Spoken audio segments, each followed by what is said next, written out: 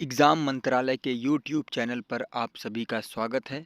और अगर आपने अभी तक एग्ज़ाम मंत्रालय चैनल को सब्सक्राइब नहीं किया है तो चैनल को सब्सक्राइब कर लें, क्योंकि आज हम शुरुआत करने जा रहे हैं भारत की वीरांगनाएं सीरीज। इस सीरीज में भारत के उन प्रमुख वीरांगनाओं के बारे में सशब्द वर्णन किया जाएगा जो भारत की आज़ादी में महत्वपूर्ण भूमिका निभाई हैं। और आज का हमारा टॉपिक है गांधी बूढ़ी। तो आइए वीडियो की शुरुआत करते हैं। मातंगनी हाजरा का जन्म 19 अक्टूबर 1870 में पूर्वी बंगाल, जो कि वर्तमान बांग्लादेश, मिदनापुर जिले के होगला ग्राम में एक अत्यंत निर्धन परिवार में हुआ था।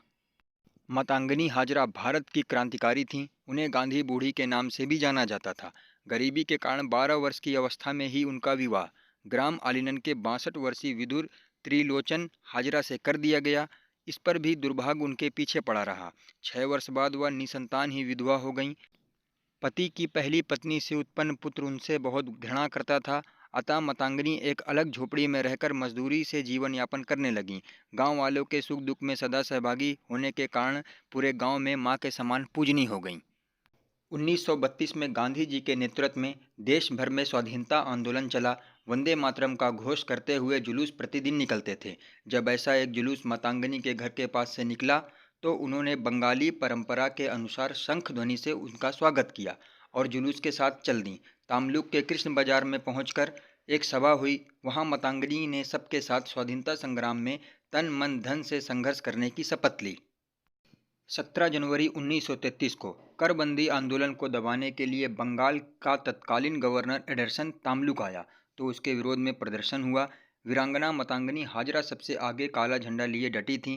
वह ब्रिटिश शासन के विरोध में नारे लगाते हुए दरबार तक पहुंच गईं। इस पर पुलिस ने उन्हें गिरफ्तार कर लिया और 6 माह का सश्रम कारावास देकर मुर्शिदाबाद जेल में बंद कर दिया। 1935 में तामलुक क्षेत्र भीषण बाढ़ के कारण हैजा और चेचक के चपेट में आ गया। मातंगनी अपनी जान की चिंता किए बिना राहत कार्य में जुट गईं। 1942 में जब भारत छोड़ो आंदोलन ने जोर पकड़ा तो मातंगनी उसमें कूद पड़ी।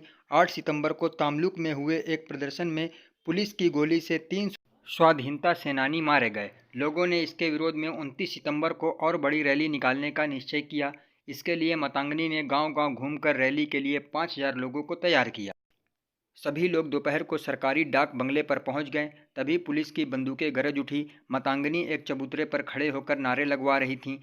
तभी एक गोली उनके बाएं हाथ में लगी। उन्होंने तिरंगे झंडे को गिरने से पहले दूसरे हाथ में ले लिया। तभी दूसरी गोली उनके दाहिने हाथ में लगी और तीसरी उनके माथे पर, और मातंगनी ने वहीं पर अमर बलिदानी को प्राप्त किया।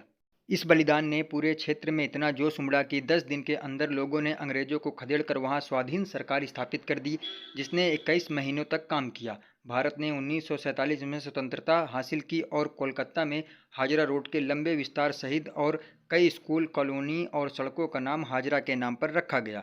स्वतंत्र भारत में कोलकाता में स्थापित महिला की पहली मूर्ति 1977 में हाजरा की थी। तामलुक में जहां उनकी हत्या हुई थी उसी स्थान पर अब एक मूर्ति खड़ी है। वर्ष 2002 में भारतीय डाक विभाग ने मातंगनी हाजरा के चित्र के साथ 5 रुपये का डाक टिकट जारी किया।